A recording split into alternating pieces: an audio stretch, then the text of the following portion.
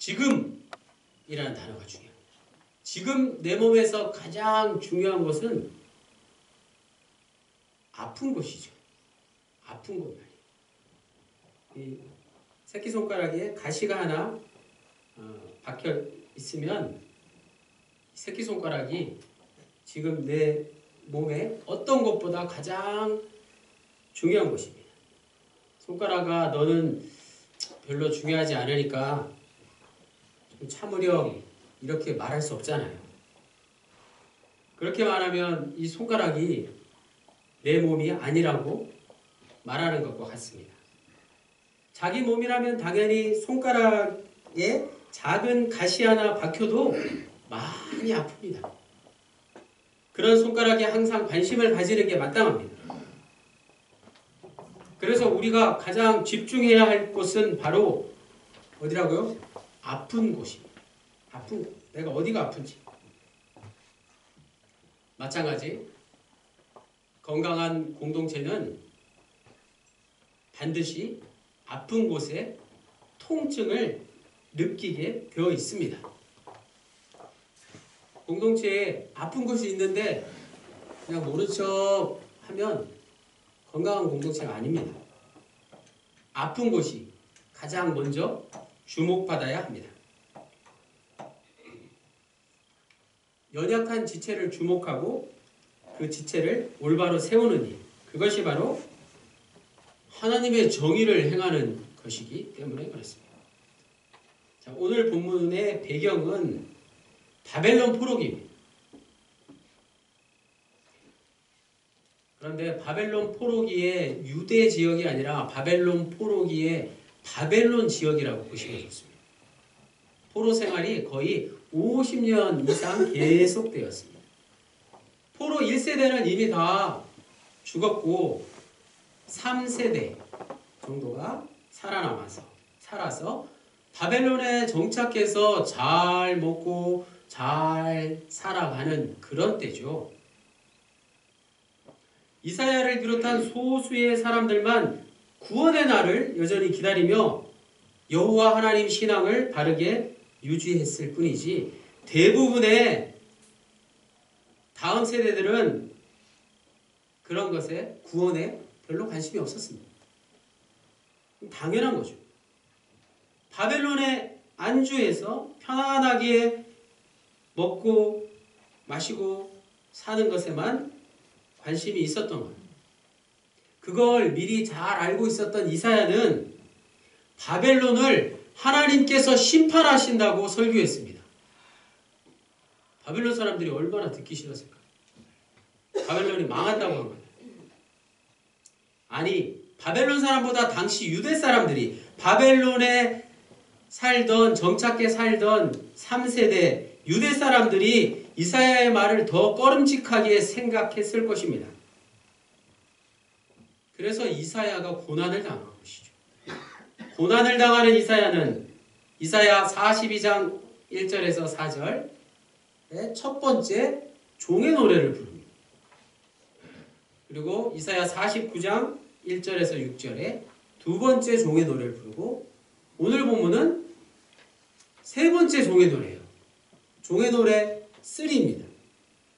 3편이 가장 의미 있는 그런 노래가 될 수 있습니다. 왜냐하면 모욕과 수치를 당하는 이사야의 모습이 자세하게 소개될 뿐만 아니라 오늘 우리에게도 똑같이 종의 의미를 깨닫게 하기 때문이죠. 우리도 언젠가는 이런 노래를 부른 이사야처럼 같은 자리에 서게 될 것이라는 뜻입니다. 어떤 자리일까요? 고난의 자리, 모욕과 수치의 자리, 또 죽음이야말로 가장 그런 끔찍한 자리 아니겠습니까? 우리 모두가 그런 자리를 언제 당할지 모르는 것이죠. 또 확실한 건 우리 모두 죽음을 향해 나아가고 있다는 것입니다. 그렇다면 우리도 이사야처럼 지금부터 미리 종의 노래를 부를 필요가 있겠죠.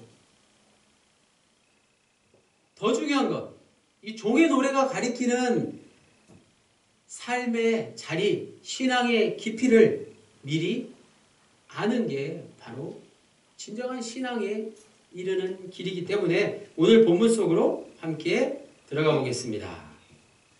이사야 50장 4절, 주 여호와께서 학자들의 혀를 내게 주사 나로 공고한 자를 말로 어떻게 도와줄 줄을 알게 하시고 아침마다 깨우치시되 나의 길을 깨우치사 학자들같이 알아듣게 하시도다. 우리가 예배 전에 부른 찬양의 가사에 나오죠. 아침마다 새롭게 하시는 하나님의 말씀. 구약에서 하나님과 종의 관계는 주로 목자와 양, 주인과 종, 주인과 노예, 그리고 임금과 백성 등으로 묘사됩니다. 오늘 본문처럼 스승과 제자로 묘사되는 곳은 거의 없어요. 그만큼 전달하고자 하는 메시지가 강력하다는 것입니다. 아침마다라는 단어가 매우 중요합니다. 제자는 곧 하나님으로부터 말씀을 늘 아침마다 배우는 사람이라는 거죠. 종은 말씀의 일꾼이기 때문에 말씀을 받아서 그 말씀을 가지고 공고한 자들에게 먹여야 합니다. 본인이 한번 배운 것을 가지고 평생 반복하면서 소위 우려먹어서는 안 될 것이죠. 그걸 뭐라고 그러죠? 곰탕 신앙이라고 한다고 해요. 재탕 신앙이라고 할 수 있어요. 물론 음식하는 입장에서 곰탕이 나쁘다고만 할 수 없잖아요. 얼마나 편해요. 그죠? 한번 끓여두면 늘 편하게 먹을 수 있잖아요. 그런데 말씀은 그렇지 않습니다. 종은 말씀의 신선함과 참신함과 말씀의 정직함을 잃어버리면 안 되는 거예요. 종은 유통기간이 지난 것이 아니라 그날그날의 신선한 양식을 자신이 먼저 깨우침으로 받고 그 다음에 주위 많은 사람들에게 공급해야 할 의무가 있는 것입니다. 그러기 위해서 중요한 게 종은 하나님과의 대화를 해야 한다는 것이죠. 좋은 설교사가 되기 위해서는 단순히 웅변의 기교뿐만이 아니라 기도해야 되는 이유가 바로 이것입니다. 기도로 하나님과의 만남을 갖고 말씀을 깊이 묵상한 후에 공고한 자들에게 먹이는 것이 좋은 설교자의 자세 아닐까 생각해 봅니다. 하나님의 종에게 배움의 목적이란 무엇일까요? 자신이 배운 것을 통해서 공고한 이들을 돕는데 그 목적이 있습니다. 여기서 종은 담임사관과 같은 설교자만 말하는 것이 아니라 우리 모든 예수 믿는 자들을 말하는 거예요. 그리스도인의 모든 학문과 말씀 묵상의 목적이 바로 이것입니다. 배움은 스스로의 성경 지식과 전문 지식을 높이 쌓아 올리는 것이 아니라 어디 있다고요? 공고한 사람들, 갈급한 사람들, 부족한 사람들을 돕는 것에 목적을 두어야 한다는 말씀입니다. 그래서 알면 알수록 많은 사람들을 도울 수 있어야 되는 것입니다. 독일의 슐라이어마우라는 유명한 신학자가 있는데 그는 배움에 있어서 늘 겸손한 사람이었습니다. 독일 사람들은 보통 자신의 집에 문패를 달았는데 우리나라는 그냥 이름 석자만 달잖아요. 그런데 독일 사람들은 자신을 소개하는 어떤 직업이나 그런 간단한 표현을 문패에 적어두었습니다. 신학 교수들은 프로페서, 닥터, 누구 이런 식으로 문패를 적었어요. 교수, 신학 박사, 누구라는 뜻이죠. 그런데 슐라이어마우는 자신을 가리켜 이렇게 적었습니다. 스튜던트 슐라이어마우. 신학도 신학생, 자신은 학생이다 라는 거예요. 교수지만 학생이라고 문패를 달았다.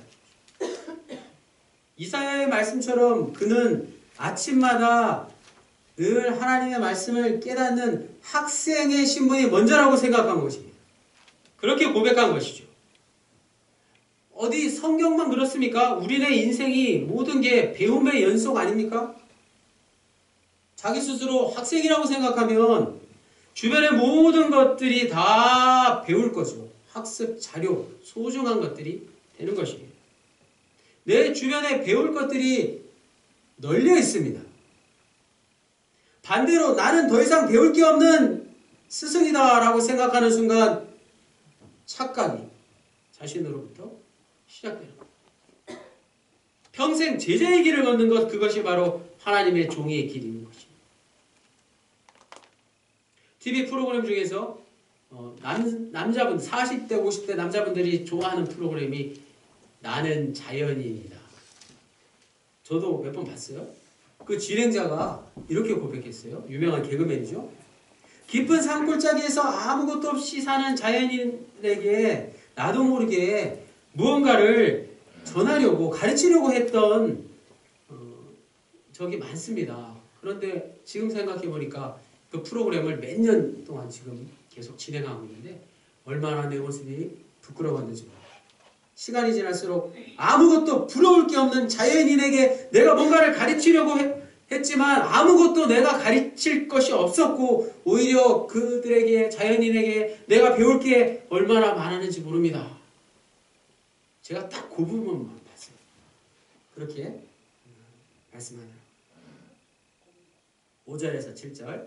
주 여호와께서 나의 길을 여섰으므로 내가 거역하지도 아니하며 뒤로 물러가지도 아니하며 나를 때리는 자들에게 내 등을 맡기며 나의 수염을 뽑는 자들에게 나의 뺨을 맡기며 모욕과 침뱉음을 당하여도 내 얼굴을 가리지 아니하였느니라. 주 여호와께서 나를 도우심으로 내가 부끄러워하지 아니하고 내 얼굴을 부싯돌같이 굳게 하였으므로 내가 수치를 당하지 아니할 줄 아노라. 아멘. 종은 어디서도 동지들을 만날 수 없었어요. 그 바벨론 포로기, 바벨론에서 자신이 정말 저 깊은 수렁 속으로 빠져들어가는 듯한 그런 느낌이었어요. 되죠. 하지만 그는 하나님의 말씀을 전하지 않을 수 없었습니다. 종의 의지가 이렇게 대단한 것입니다. 심지어 예수님의 고난을 묘사한 말씀이죠. 이 말씀을 가지고 마태복음이나 복음서 기자들이 예수님의 고난을 복음서에 기록해 둔 것이죠. 채찍이나 회초리를 치는 자에게 등을 맡기고 수염을 뽑는 자에게 뺨을 맡기고 모욕과 침뱉음을 당해도 얼굴을 가리지 않겠다라는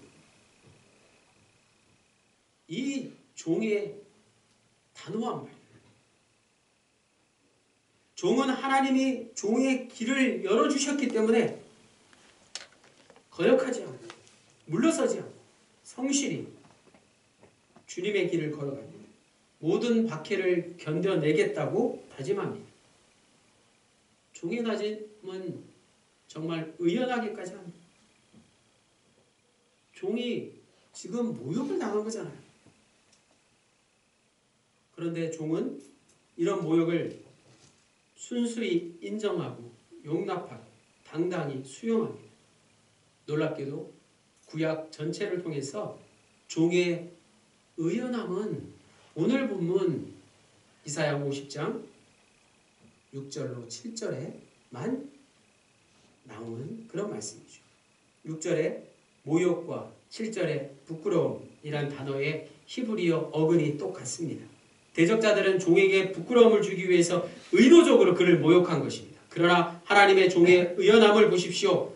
종은 이들의 의도에 넘어가지 않고 얼굴을 뭐처럼? 부싯돌처럼 굳게 합니다. 부싯돌 말이에요. 불을 붙이는 부싯돌, 반질반질한 부싯돌. 종이 잘난 체 하는 것일까요? 그렇지 않습니다. 불의에 맞선 종의 비장한 모습이에요. 이사야의 이 부싯돌 같은 의연함은 이어지는 예레미야 선지자의 노성벽의 모습. 예레미야 1장 18절. 그리고 에스겔의 금강석, 에스겔 3장 9절에도 똑같은 표현으로 나옵니다.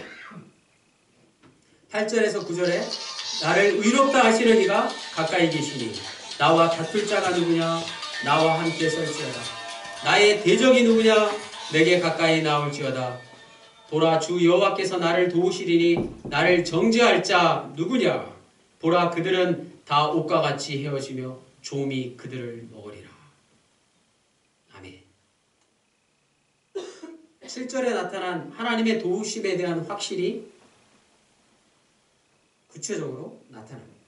오늘 말씀의 제목, 도우시는 하나님. 비로소 종은 도우시는 하나님, 하나님께서 나를 도우신다는 사실을 확신하고 이렇게 고백합니다.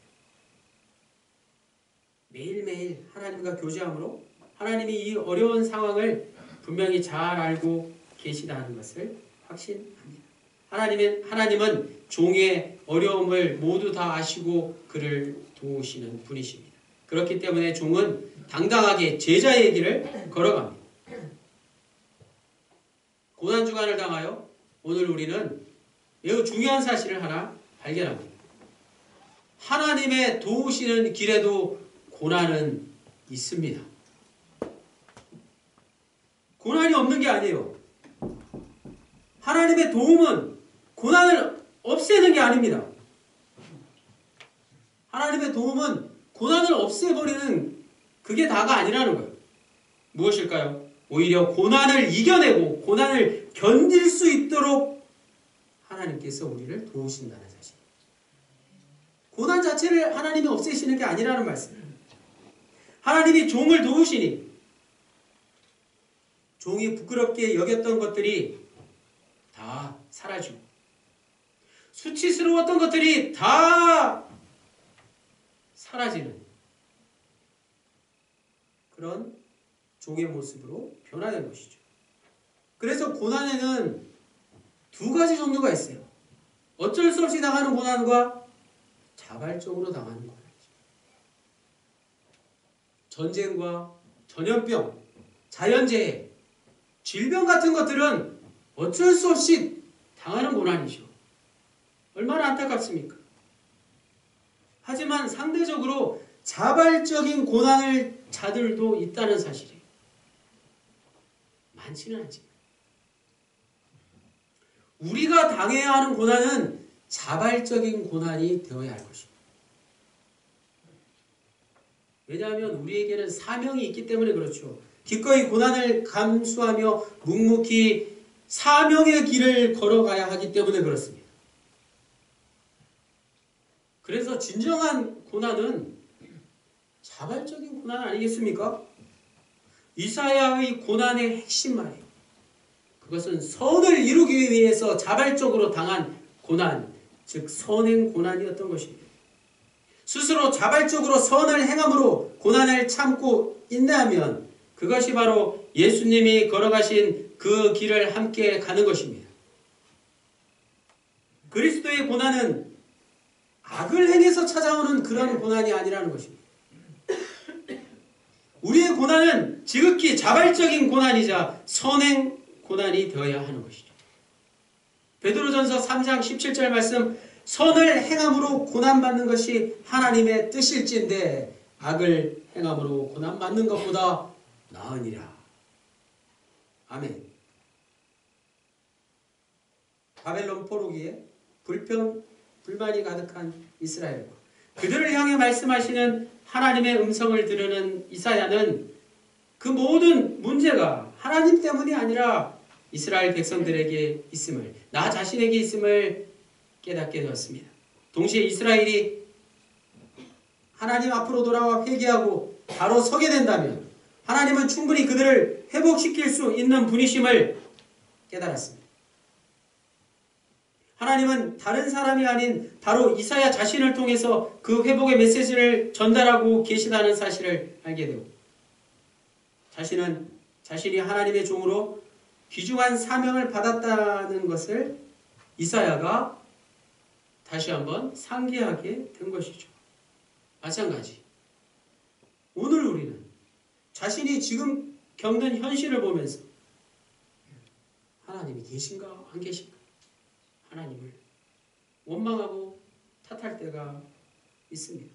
하나님께 기도하지도 않고 묻지도 않고 자기 마음대로 일을 벌여놓고 중간에 하나님이 나를 도와주지 않으신다고 불평할 때가 있지 않습니까? 그런 우리를 향해서 하나님께서는 먼저 자신의 허물을 깨닫기를 원하시고 먼저 우리가 회개하기를 원하십니다. 하나님의 사랑은 바로 우리를 위해 지금도 기다리시고 우리가 회개하기를 원하신다는 것입니다. 이사야와 같은 하나님의 사람은 어떤 조건을 내세우지 않고 하나님께서 주신 사명을 기억하면서 다시 일어서는 자들입니다. 처음에 말씀드린 것처럼 힘없는 사람들과 함께 있는 것조차 오늘 우리의 사역 가운데 얼마나 부담이 되고 고통스러운 일인지 모릅니다. 정말이지 힘든 일이 될 수 있습니다. 그러나 그런 부담과 고통을 감내하면서 끝까지 포기하지 않는 게 바로 하나님의 일이요 하나님의 정의를 이루는 것입니다. 예수 그리스도는 종의 노래를 오늘 이사야가 부른 이 종의 노래를 실제 자신의 운명으로 받아들이시고 십자가에 달려 죽으신 그리고 부활하신 유일하신 분이십니다. 예수 그리스도의 십자가의 길이 바로 하나님의 종이 가야 할 길이라는 사실입니다. 오늘 우리가 예수 그리스도의 제자라고 한다면 우리도 예수님이 가신 그 길에 동참해야 하지 않겠습니까? 하지만 우리의 힘과 능력으로 어찌서 십자가의 길을 홀로 갈 수 있겠습니까? 그래서 하나님께서 우리를 도우신다는 사실을 깨달아야 합니다. 하나님의 도우심이 절대적으로 필요합니다. 하나님은 어떻게 우리를 도우실까요? 우리를 영으로 보이지 않는 것으로 도우시는 분이십니다. 도우시는 분이 바로 성령 하나님이십니다. 제 인생에서 하나님의 도우심을 경험한 적이 딱 2번 있었던 것 같아요. 가장 기억에 남는 거. 어렸을 때 여름 그 수련회를 가서 그 깊은 그 개울에 빠져서 허덕이고 있었어요. 거기가 뭐 공사를 해서 그런지 갑자기 이렇게 물이 깊어져서 막 빠져서 허우덕거리고 있었죠. 잘못하면 그냥 물에 빠져 익사하는 사고를 당할 뻔했는데 마침 그곳에 온 어떤 중학생 형이 저를 물에서 건져서 저를 살린 그런 경험이 있어요. 아 정말 지금이라도 그분을 한번 만나보고 싶어요. 제 목숨을 살려주신 분이 제 인생에 분명히 있었어요. 그런데 사실 저는 그 경험보다 더 중요한 하나님의 도우심을 경험했습니다. 그 일평생 제 목숨을 건져준 단 한 번의 생명의 은인이 있었다면 저는 날마다 하나님께서 보이지 않는 영적인 어떤 말씀으로 저를 살리신다는 것을 경험합니다. 아 이게 하나님의 말씀이구나. 하나님의 말씀이 정말 나를 오늘도 살리시는구나. 날마다 경험할 수 있다는 것입니다. 그러므로 지금도 우리를 도우시는 하나님께서 무엇으로? 보이지 않는 것으로 눈에 보이는 것으로 돕기도 하시지만 눈에 보이지 않는 정말 더 중요한 성령으로 우리를 도우신다는 사실입니다. 그걸 경험해 보십시오. 제자의 길을 포기하지 마십시오. 성령께서 우리를 언제나 도우십니다. 기억하십시오. 지금 내가 내 힘으로 할 수 있는 것은 사실 별로 많지가 않습니다. 오늘도 성령의 도우심으로 이사야처럼 종의 노래를 부르며 제자의 길, 하나님이 도우시는 선을 행하는 자발적 고난의 길, 선행 고난의 길을 묵묵히 걸어가시는 우리 모두가 되시기를 주님의 이름으로 간절히 축원합니다. 기도드리시겠습니다. 주님, 고난은 오늘 우리 모두가 맞서 싸워야 할 현실입니다. 그러나 우리 그리스도인은 가장 큰 고난의 순간마저 두렵지 않습니다. 우리를 도우시는 하나님이 고난 가운데 우리와 함께 하시기 때문입니다. 저 예수 그리스도의 십자가가 바로 그것입니다. 죽음의 문을 통과하는 순간마저도 십자가에 달리신 예수 그리스도가 우리와 함께 하시면 그것으로 충분합니다. 세상 모든 걱정과 두려움 가운데서도 여전히 우리를 도우시는 하나님의 아들 예수 그리스도의 이름으로 기도드립니다.